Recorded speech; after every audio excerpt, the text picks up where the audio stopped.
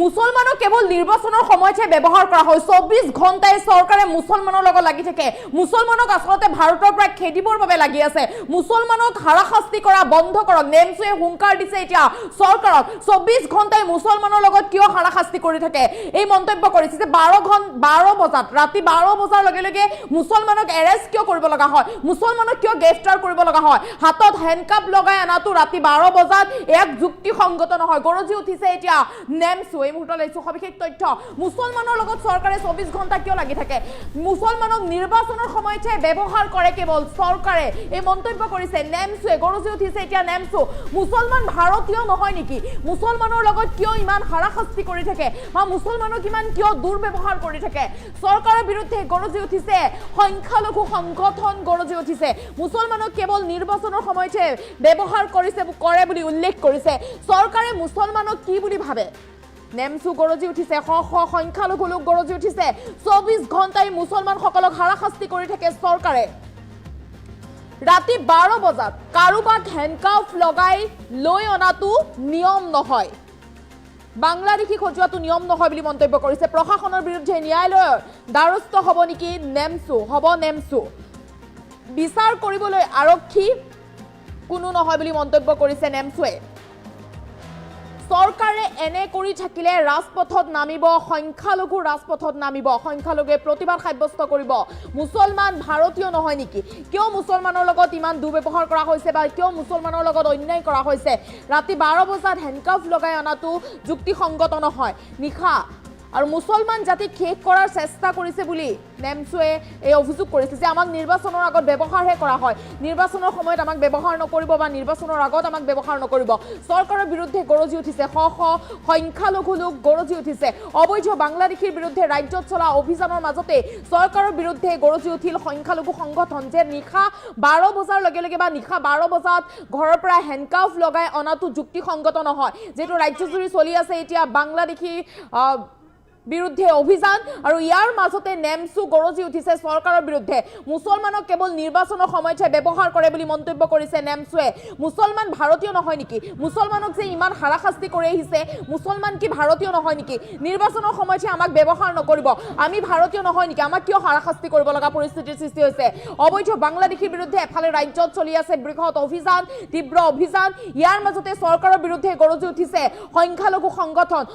সংখ্যালঘু জনতা ওলাই আহিছে এনেদৰে সংগঠনৰ লোকসকল ওলাই আহিছে গৰজি উঠিছে যে চৰকাৰে মুছলমানসকলক আসলতে কি বুলি ভাবে 24 ঘণ্টাই কিয় মুছলমানসকলৰ লগত লাগি থাকে 24 ঘণ্টাই মুছলমানসকলক কিয় হাৰাশাস্তি কৰি থাকে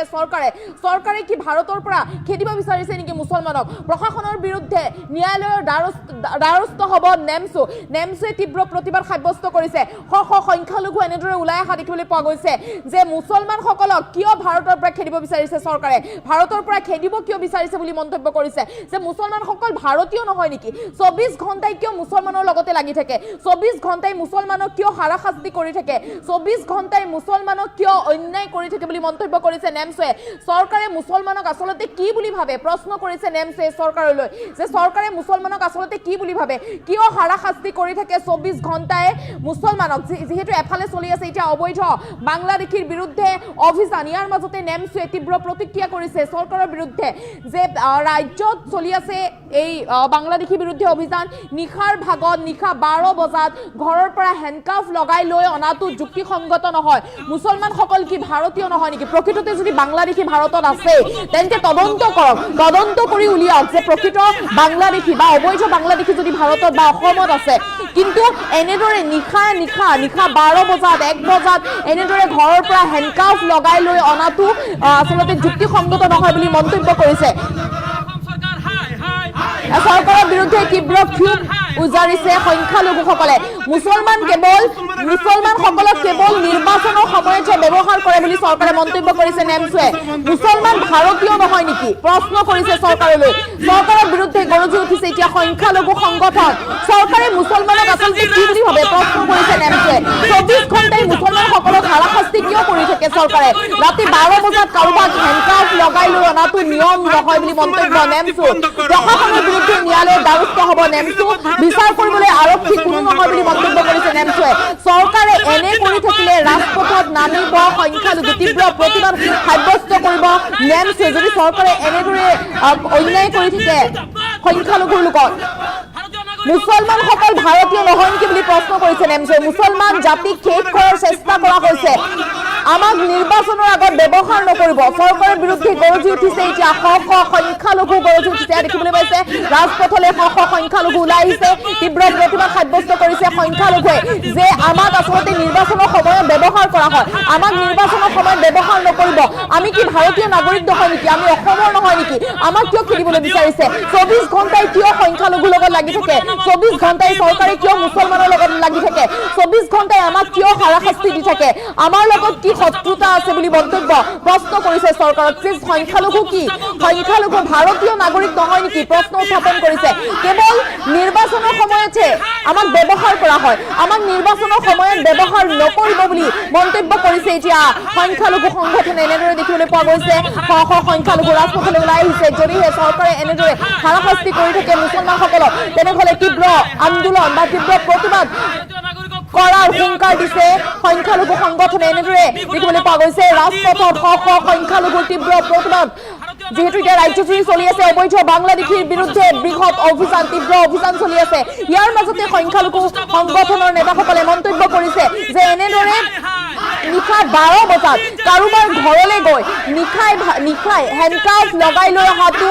অন্যায় সেইটো ন্যায় নহয় বা সেইটো তেনেকুৱা নিয়ম নাই নিশাৰ ভাগত এনেকৈ হেণ্ডকাফ লগাই অনাটো নিয়ম নাই বুলি মন্তব্য কৰিছে নেমছে তীব্ৰ প্ৰতিবাদ সাব্যস্ত কৰিছে নেমছে এফালে বাংলাদেশীৰ বিৰুদ্ধে ৰাজ্যজুৰি চলি আছে বৃহৎ অভিযান ইয়াৰ মাজতে নেমছে প্ৰতিক্ৰিয়া কৰিছে যে নিশা 12 বজাত হেণ্ডকাফ লগাই কাৰোবাৰ ঘৰৰ পৰা উঠাই অনাটো নিয়ম নহয় এই মন্তব্য কৰিছে মুছলমানসকলে কিয় চৰকাৰে হাৰাশাস্তি কৰি আছে মুছলমানসকলক অসমৰ পৰা ভাৰতৰ পৰা খেদিবলৈ বিচাৰিছে নেকি চৰকাৰে মুছলমানসকল ভাৰতীয় নাগৰিক নহয় নেকি মুছলমানসকলক 24 ঘণ্টাই কিয় মুছলমানসকলৰ লগত লাগি থাকে কিয় হাৰাশাস্তি কৰে 24 ঘণ্টাই মুছলমানক ভাৰতীয় নাগৰিক নহয় নেকি মুছলমানসকল আধাৰ কাৰ্ড থকাৰ পিছতো ভোটাৰ আইডি থকাৰ পিছতো মুছলমানসকলক কিমান হাৰাশাস্তি কিয় কৰিব লগা পৰিস্থিতিৰ সৃষ্টি হৈছে মুছলমানক কেৱল নিৰ্বাচনৰ সময়তহে ব্যৱহাৰ কৰে চৰকাৰে মুছলমান ভাৰতীয় নহয় নেকি এফালে বাংলাদেশৰ বিৰুদ্ধে ৰাজ্যত চলি আছে বৃহৎ অভিযান ইয়াৰ মাজতে চৰকাৰৰ বিৰুদ্ধে গৰজি উঠিছে সংখ্যালঘু সংগঠনে মন্তব্য কৰিছে নেমচুৱে মন্তব্য কৰিছে নেমচুৰ নেতাই যে নিশা 12 বজাত ঘৰৰ পৰা কাৰোবাক হেণ্ডকাফ লগাই অনাটো নিয়ম নহয় এনেদৰে কিয় হাৰাশাস্তি কৰিছে মুছলমানক 24 ঘণ্টাই কিয় মুছলমানৰ লগত লাগি থাকে মুছলমানসকলক বিদেশী সজাবলৈ চেষ্টা নকৰিব এই হুংকাৰ তেওঁলোকৰ চৰকাৰৰ বিৰুদ্ধে গৰজি উঠিছে মুছলমান সংগঠন তেওঁলোকে প্ৰতিবাদ কৰিছে যে মুছলমানসকলক বিদেশী নসজাব বিদেশী সজোৱা বন্ধ কৰক মুছলমানক বিদেশী নসজাব মুছলমানসকল কি ভাৰতীয় নাগৰিক নহয় নেকি মুছলমানসকলৰ কি আধাৰ কাৰ্ড নাই নেকি মুছলমানসকলৰ লগত 24 ঘণ্টাই কিয় লাগি থাকে 24 ঘণ্টাই কিয় হাৰাশাস্তি কৰে মুছলমানসকল ভাৰতীয় নহয় নেকি মুছলমানক বিদেশী সজোৱা বন্ধ কৰক নিশা 12 বজাত মুছলমানক হেণ্ডকাফ লগোৱা বন্ধ কৰক এয়া নিয়ম নহয় নিশা 12 বজাত কাৰোবাৰ ঘৰলৈ যাব আৰু কাৰোবাক হেণ্ডকাফ লগাই লৈ আহিব আচলতে কি শত্ৰুতা আছে মুছলমানৰ লগত চৰকাৰৰ কিয় মুছলমানৰ লগত 24 ঘণ্টাই লাগি থাকে কিয় 24 ঘণ্টাই হাৰাশাস্তি কৰি থাকে মুছলমানক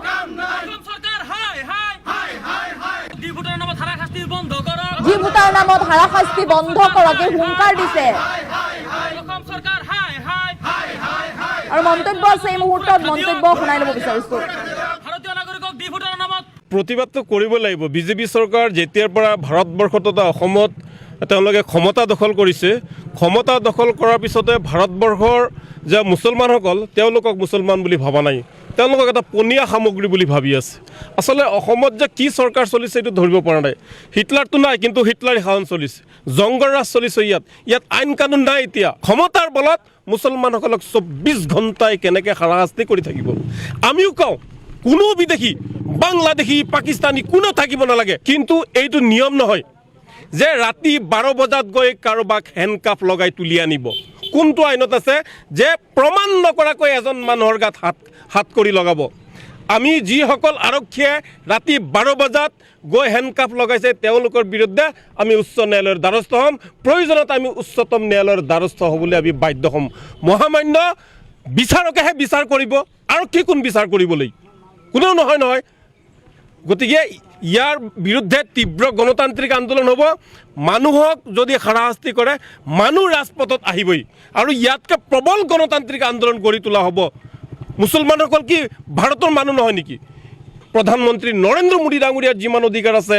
ভাৰতবৰ্ষৰ প্ৰতিটো জাতি জনগোষ্ঠীৰ লোকৰ লগতে মুছলমানসকলৰ অধিকাৰ আছে। আমাৰ ৰাজনৈতিক অধিকাৰ তেওঁলোকে কাঢ়ি ল'ব বিচাৰিছে। তেওঁলোকৰ ক্ষমতা মানে দখল কৰাৰ কাৰণে আমাক সাম্প্ৰদায়িক ৰাজনীতিত তেওঁলোকে চক্ৰবেহুত পেলাই আজি ৱাকফৰ সম্পত্তি ল'ব বিচাৰিছে, কাইলৈ মুছলমানক অত্যাচাৰ জেলত ভৰাব বিচাৰিছে, পৰহি দিনা আৰু এটা কিবা কৰিব, তাৰ পিছদিনা আৰু এটা কিবা কৰিব। মানে এই জাতিটোক কেনেকৈ নিশেষ কৰিব পাৰি, বৰবাদ কৰিব পাৰি, তাৰ কাৰণে এই চৰকাৰখনে চক্ৰান্ত চলাইছে। গতিকে মই আপোনালোকৰ জৰিয়তে এটাই অনুৰোধ জনাওঁ যে আমাক মানুহ হিচাপে জীয়াই থাকিব দিয়ক। আমিও সংবিধানৰ নীতিৰ আধাৰত আমিও জীয়াই থাকিব বিচাৰোঁ। আমাক পনীয়া সামগ্ৰী বুলি ভাবি খালি নিৰ্বাচনৰ আগত ব্যৱহাৰ নকৰিব। আৰু যদি আমাক সঁচাকৈ বেয়া বুলি ভাবিছে আমাক আপোনালোকে নিশ্চয়কৈ জানে যে কেইবাদিন ধৰি বাংলাদেশী ধৰাৰ নামত অসম চৰকাৰে তেওঁলোকৰ গৃহ বিভাগৰ জৰিয়তে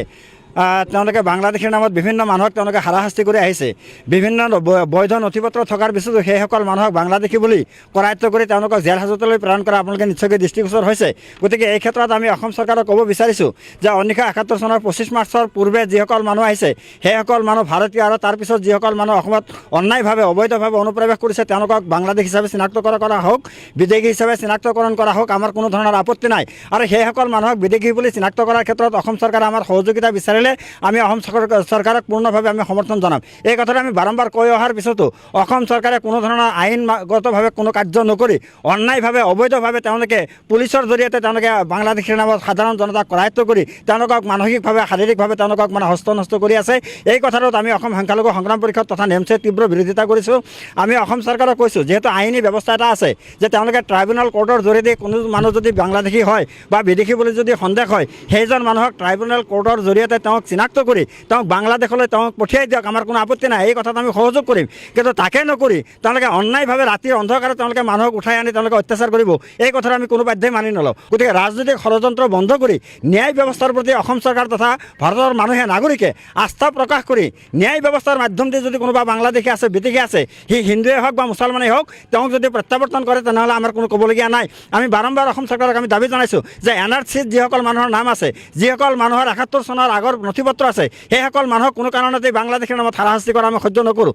এই কথা আমি বাৰম্বাৰ জনাই আছোঁ। তাৰপিছতো কি কাৰণত ৰাতাৰাতিৰ ভিতৰতে বাংলাদেশী ধৰিবলগীয়া হ'ল? যিহেতু ট্ৰাইব্যুনেল কোৰ্ট আছে, প্ৰত্যেকখন জিলাতে 4খন 5খনকৈ ট্ৰাইব্যুনেল কোৰ্ট আছে আৰু এটা বিয়াগুম বিভাগ আছে। গতিকে সেই বিভাগে তদন্ত কৰি সেই মানুহসকলক যদি বাংলাদেশী হয় তেওঁলোকক চিনাক্ত কৰি তেওঁলোকক বাংলাদেশলৈ পঠিয়াই দিয়ক, আমি বাৰম্বাৰ কৈ আছোঁ। আপোনালোকে নিশ্চয়কৈ প্ৰতিবাদটো কৰিব লাগিব। বিজেপি চৰকাৰ যেতিয়াৰ পৰা ভাৰতবৰ্ষত তথা অসমত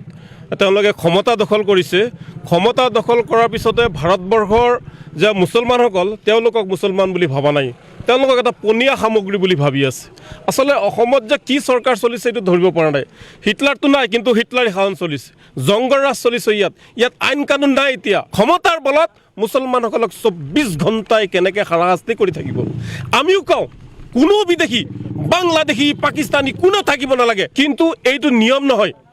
যে ৰাতি 12 বজাত গৈ কাৰোবাক হেণ্ডকাফ লগাই তুলি আনিব। কোনটো আইনত আছে যে প্ৰমাণ নকৰাকৈ এজন মানুহৰ গাত হাত কৰি লগাব? আমি যিসকল আৰক্ষীয়ে ৰাতি 12 বজাত গৈ হেণ্ডকাফ লগাইছে তেওঁলোকৰ বিৰুদ্ধে আমি উচ্চ ন্যায়ালয়ৰ দ্বাৰস্থ হ'ম। প্ৰয়োজনত আমি উচ্চতম ন্যায়ালয়ৰ দ্বাৰস্থ হ'বলৈ আমি বাধ্য হ'ম। মহামান্য বিচাৰকেহে বিচাৰ কৰিব, আৰু কি কোন বিচাৰ কৰিবলৈ? কোনেও নহয়। গতিকে ইয়াৰ বিৰুদ্ধে তীব্ৰ গণতান্ত্ৰিক আন্দোলন হ'ব। মানুহক যদি হাৰাশাস্তি কৰে মানুহ ৰাজপথত আহিবই আৰু ইয়াতকৈ প্ৰবল গণতান্ত্ৰিক আন্দোলন গঢ়ি তোলা হ'ব। মুছলমানসকল কি ভাৰতৰ মানুহ নহয় নেকি? প্ৰধানমন্ত্ৰী নৰেন্দ্ৰ মোদী ডাঙৰীয়াৰ যিমান অধিকাৰ আছে ভাৰতবৰ্ষৰ প্ৰতিটো জাতি জনগোষ্ঠীৰ লোকৰ লগতে মুছলমানসকলৰ অধিকাৰ আছে। আমাৰ ৰাজনৈতিক অধিকাৰ তেওঁলোকে কাঢ়ি ল'ব বিচাৰিছে। তেওঁলোকৰ ক্ষমতা মানে দখল কৰাৰ কাৰণে আমাক সাম্প্ৰদায়িক ৰাজনীতিত তেওঁলোকে চক্ৰবেহুত পেলাই আজি ৱাকফৰ সম্পত্তি ল'ব বিচাৰিছে, কাইলৈ মুছলমানক অত্যাচাৰ জেলত ভৰাব বিচাৰিছে, পৰহি দিনা আৰু এটা কিবা কৰিব, তাৰ পিছদিনা আৰু এটা কিবা কৰিব। মানে এই জাতিটোক কেনেকৈ নিশেষ কৰিব পাৰি, বৰবাদ কৰিব পাৰি, তাৰ কাৰণে এই চৰকাৰখনে চক্ৰান্ত চলাইছে। গতিকে মই আপোনালোকৰ জৰিয়তে এটাই অনুৰোধ জনাওঁ যে আমাক মানুহ হিচাপে জীয়াই থাকিব দিয়ক। আমিও সংবিধানৰ নীতিৰ আধাৰত আমিও জীয়াই থাকিব বিচাৰোঁ। আমাক পনীয়া সামগ্ৰী বুলি ভাবি খালি নিৰ্বাচনৰ আগত ব্যৱহাৰ নকৰিব আৰু যদি আমাক সঁচাকৈ বেয়া বুলি ভাবিছে আমাক আপোনালোকে নিশ্চয়কৈ জানে যে কেইবাদিন ধৰি বাংলাদেশী ধৰাৰ নামত অসম চৰকাৰে তেওঁলোকৰ গৃহ বিভাগৰ জৰিয়তে তেওঁলোকে বাংলাদেশীৰ নামত বিভিন্ন মানুহক তেওঁলোকে হাৰাশাস্তি কৰি আহিছে বিভিন্ন বৈধ নথি পত্ৰ থকাৰ পিছতো সেইসকল মানুহক বাংলাদেশী বুলি কৰায়ত্ব কৰি তেওঁলোকক জেল হাজতলৈ প্ৰেৰণ কৰা আপোনালোকে নিশ্চয়কৈ দৃষ্টিগোচৰ হৈছে গতিকে এই ক্ষেত্ৰত আমি অসম চৰকাৰক ক'ব বিচাৰিছোঁ যে 1971 চনৰ 25 মাৰ্চৰ পূৰ্বে যিসকল মানুহ আহিছে সেইসকল মানুহ ভাৰতীয় আৰু তাৰপিছত যিসকল মানুহ অসমত অন্যায়ভাৱে অবৈধভাৱে অনুপ্ৰৱেশ কৰিছে তেওঁলোকক বাংলাদেশ হিচাপে চিনাক্তকৰণ কৰা হওক বিদেশী হিচাপে চিনাক্তকৰণ কৰা হওক আমাৰ কোনো ধৰণৰ আপত্তি নাই আৰু সেইসকল মানুহক বিদেশী বুলি চিনাক্ত কৰাৰ ক্ষেত্ৰত অসম চৰকাৰে আমাৰ সহযোগিতা বিচাৰে আমি অসম চৰকাৰক পূৰ্ণভাৱে আমি সমৰ্থন জনাম এই কথাটো আমি বাৰম্বাৰ কৈ অহাৰ পিছতো অসম চৰকাৰে কোনো ধৰণৰ আইনগতভাৱে কোনো কাৰ্য নকৰি অন্যায়ভাৱে অবৈধভাৱে তেওঁলোকে পুলিচৰ জৰিয়তে তেওঁলোকে বাংলাদেশীৰ নামত সাধাৰণ জনতাক কৰায়ত্ব কৰি তেওঁলোকক মানসিকভাৱে শাৰীৰিকভাৱে তেওঁলোকক হস্তনষ্ট কৰি আছে এই কথাটোত আমি অসম সংখ্যালঘু সংগ্ৰাম পৰিষদ তথা নেমছে তীব্ৰ বিৰোধিতা কৰিছোঁ আমি অসম চৰকাৰক কৈছোঁ যিহেতু আইনী ব্যৱস্থা এটা আছে যে তেওঁলোকে ট্ৰাইব্যুনেল কোৰ্টৰ জৰিয়তে কোনো মানুহ যদি বাংলাদেশী হয় বা বিদেশী বুলি যদি সন্দেহ হয় সেইজন মানুহক ট্ৰাইব্যুনেল কোৰ্টৰ জৰিয়তে তেওঁক চিনাক্ত কৰি তেওঁক বাংলাদেশলৈ তেওঁক পঠিয়াই দিয়ক আমাৰ কোনো আপত্তি নাই এই কথাত আমি সহযোগ কৰিম কিন্তু তাকে নকৰি তেওঁলোকে অন্যায়ভাৱে ৰাতিৰ অন্ধকাৰত তেওঁলোকে মানুহক উঠাই আনি তেওঁলোকে অত্যাচাৰ কৰিব এই কথাটো আমি কোনো বাধ্যই মানি নলওঁ গতিকে ৰাজনৈতিক ষড়যন্ত্ৰ বন্ধ কৰি ন্যায় ব্যৱস্থাৰ প্ৰতি অসম চৰকাৰ তথা ভাৰতৰ মানুহে নাগৰিকে আস্থা প্ৰকাশ কৰি ন্যায় ব্যৱস্থাৰ মাধ্যমেদি যদি কোনোবা বাংলাদেশী আছে বিদেশী আছে সি হিন্দুৱে হওক বা মুছলমানেই হওক তেওঁক যদি প্ৰত্যাৱৰ্তন কৰে তেনেহ'লে আমাৰ কোনো ক'বলগীয়া নাই আমি বাৰম্বাৰ অসম চৰকাৰক আমি দাবী জনাইছোঁ যে NRCত যিসকল মানুহৰ নাম আছে যিসকল মানুহৰ 71 চনৰ আগৰ নথি পত্ৰ আছে সেইসকল মানুহক কোনো কাৰণতে বাংলাদেশৰ নামত হাৰাশাস্তি কৰা আমি সহ্য নকৰোঁ এই কথা আমি বাৰম্বাৰ জনাই আছোঁ তাৰ পিছতো কি কাৰণত ৰাতাৰাতিৰ ভিতৰতে বাংলাদেশী ধৰিবলগীয়া হ'ল যিহেতু ট্ৰাইব্যুনেল কোৰ্ট আছে প্ৰত্যেকখন জিলাতে 4খন 5খনকৈ ট্ৰাইব্যুনেল কোৰ্ট আছে আৰু এটা বিয়াগুম বিভাগ আছে গতিকে সেই বিভাগে তদন্ত কৰি সেই মানুহসকলক যদি বাংলাদেশী হয় তেওঁলোকক চিনাক্ত কৰি তেওঁলোকক বাংলাদেশলৈ পঠিয়াই দিয়ক আমি বাৰম্বাৰ কৈ আছোঁ প্ৰতিবাদটো কৰিব লাগিব বিজেপি চৰকাৰ যেতিয়াৰ পৰা ভাৰতবৰ্ষ তথা অসমত তেওঁলোকে ক্ষমতা দখল কৰিছে ক্ষমতা দখল কৰাৰ পিছতে ভাৰতবৰ্ষৰ যে মুছলমানসকল তেওঁলোকক মুছলমান বুলি